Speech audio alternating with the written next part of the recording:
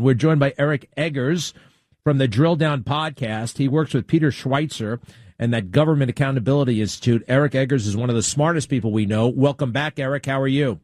I'm fine, Greg. It's good to be with you. You're checking out my Twitter bio, I see. Yes. What the hell is Billy Ray Valentine? That's Eddie Murphy's character from Trading Places. Now, that is obscure. That is very... I love that movie, but I never would have... What is that? Feeling good, Lewis? Well, give me the line. How does that go? Looking good, Lewis. Feeling... Well, how's it go? Look, you're reciting it to your audience. Excellent, Greg. So you do know the movie, yeah. So, I know the movie, but I often like Eddie Murphy. You know Eddie Murphy in Trading Places? You know Dan Aykroyd in Trading Places? Oh, and Jamie Lee Curtis in Trading Places. She was hot, right?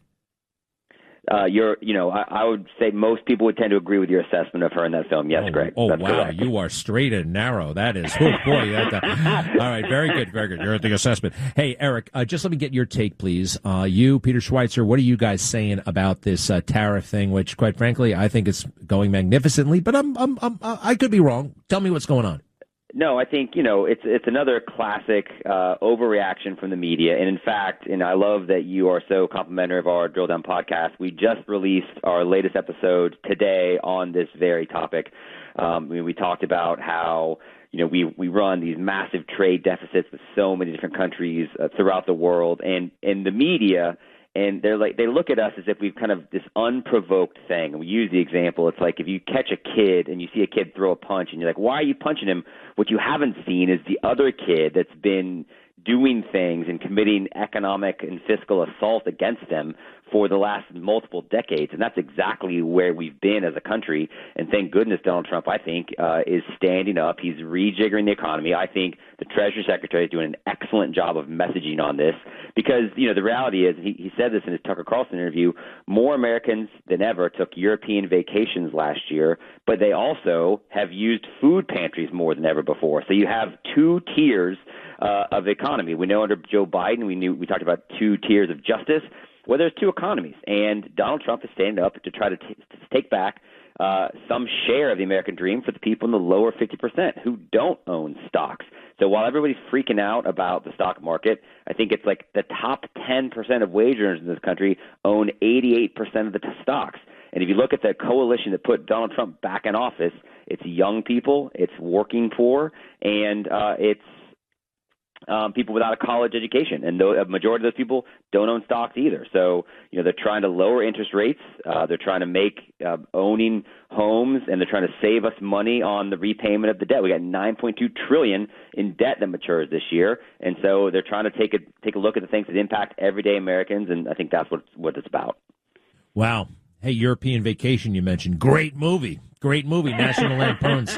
Oh, my God, Chevy Chase. All right, now let me ask you this, though, and I think who really looks bad in all of this are former presidents of the United States. Bill Clinton, George W. Bush, Barack Obama, even George H.W. and Ronald Reagan, because they were all in on NAFTA. And it really is like, what the hell? How did you guys let it get this bad? And what were they thinking? And I came away with this thought, once a president is done being president, I mean, they really are done with public service.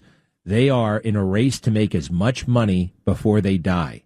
And in part because they want to keep the trappings of the presidency that they lose. And so they have to kind of create this, they already have a cocoon. But anyway, what were they? It does really reflect badly on them, doesn't it?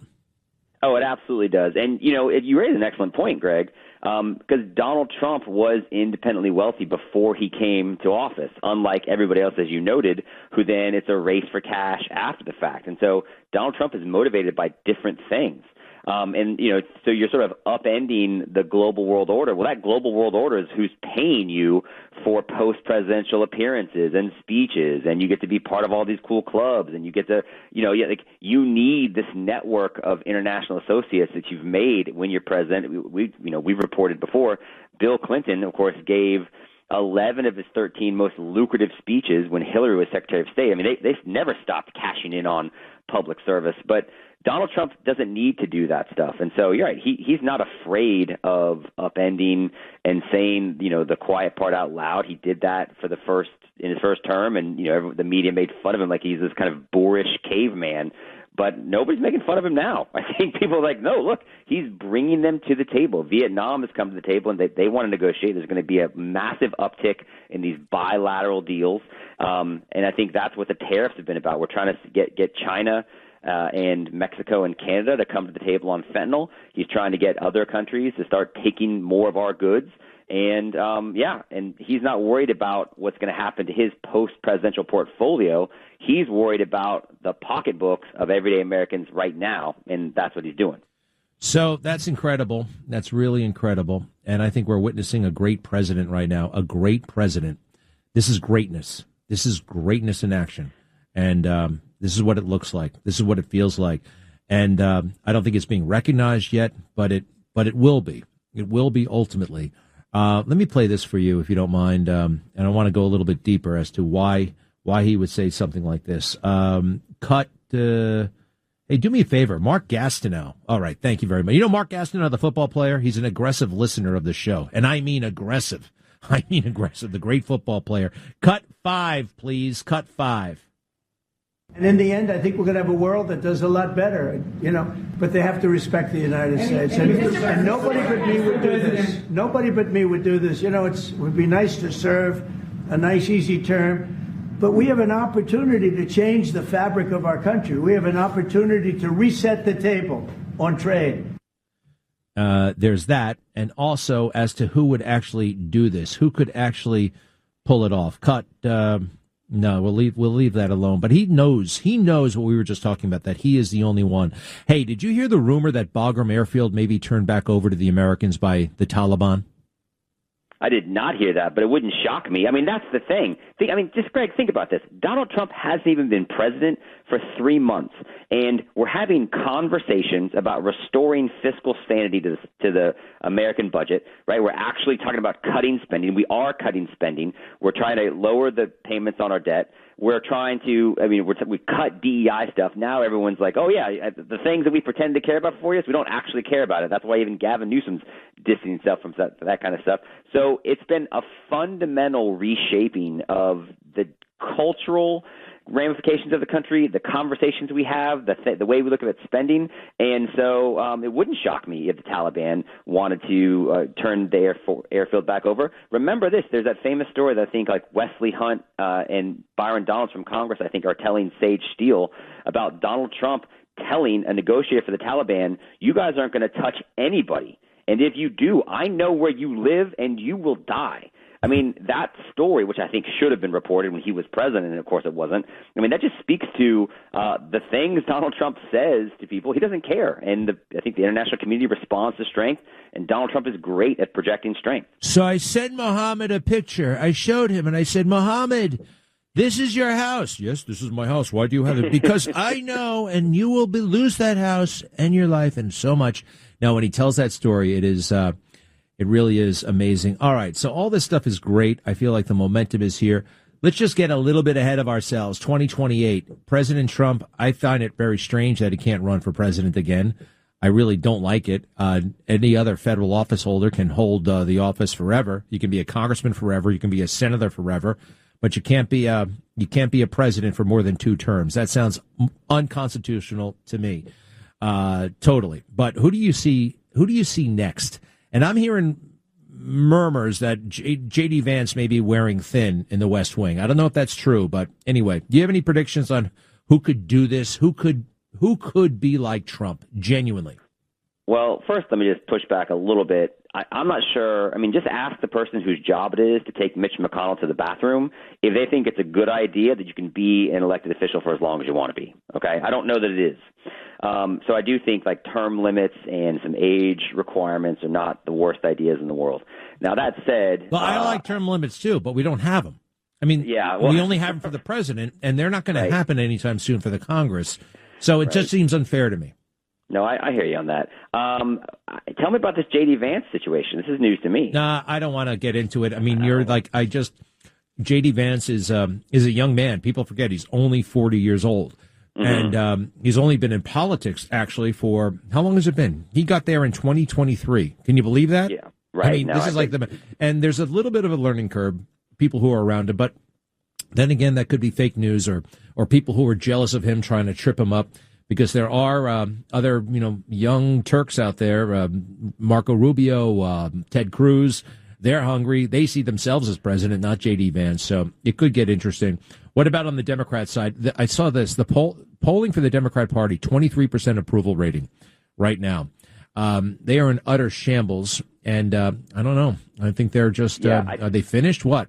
They're not finished, and they don't want to admit it to themselves. I think they're still going through the different stages of grief that they, have fundamentally lost to this person that they think is universally reviled in Donald Trump. But he's actually demonstrating what so many Americans saw in him. They see greatness, as you noted, we're experiencing. I mean, the fact that the stock market is down, whatever the stock market is down, is, and I think a vast majority of Republicans are like, no, this is what we voted for. It's going to be okay. Like, this is actually necessary, and we give him courage for having the strength to do a hard thing. It would be really easy to just continue to pump money into government jobs and make the economy look like it's actually okay, even though it's failing the majority of people. Donald Trump's doing hard things. That's what people are responding to. But he is so singularly, and it sounds weird to say it, but Donald Trump has very unique political gifts. He's an excellent communicator. He has excellent instincts.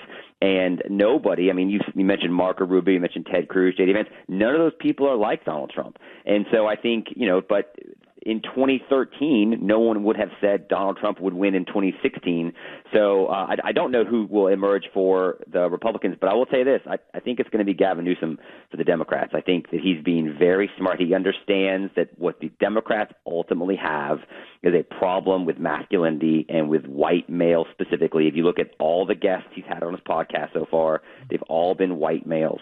And I don't think that's an accident. I think he sort of understands that the Democrats have to become more comfortable just being in that space.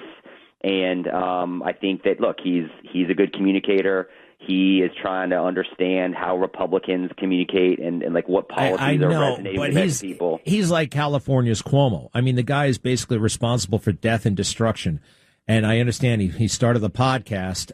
Any MAGA person who goes on that podcast should not be going on that podcast. All right. The guy lied to a woman's face. We all saw it on television. He walked around with his hands in his pockets on TV. I don't care. He's got good hair and teeth. He's a career politician who literally knows nothing.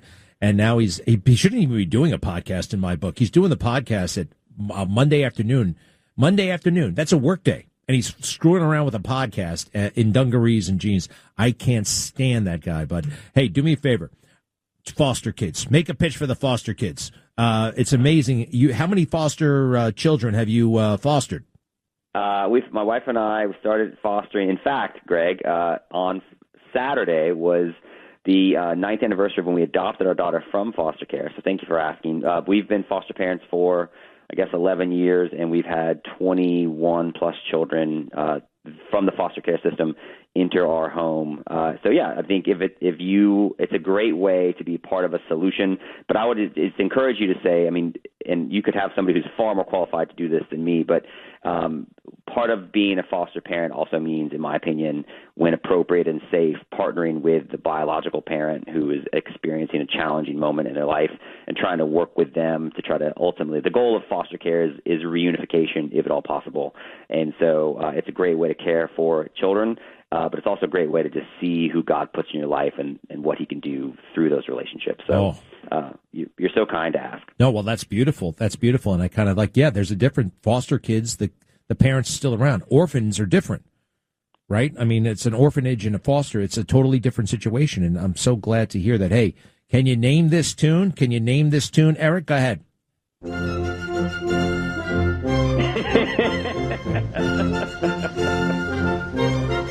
Hold on. Check this out. Morning, Mr. Duke. Merry Christmas! Merry Christmas! Thank you very much. Vietnam did this to me, but I'm not bitter. Thank you. Merry Christmas! Happy Hanukkah! Yeah! That's Eddie Murphy. War veterans some change. A moment needs a life. I have no money to give you. Please! Anything! A quarter! Anything! Just a couple of dollars!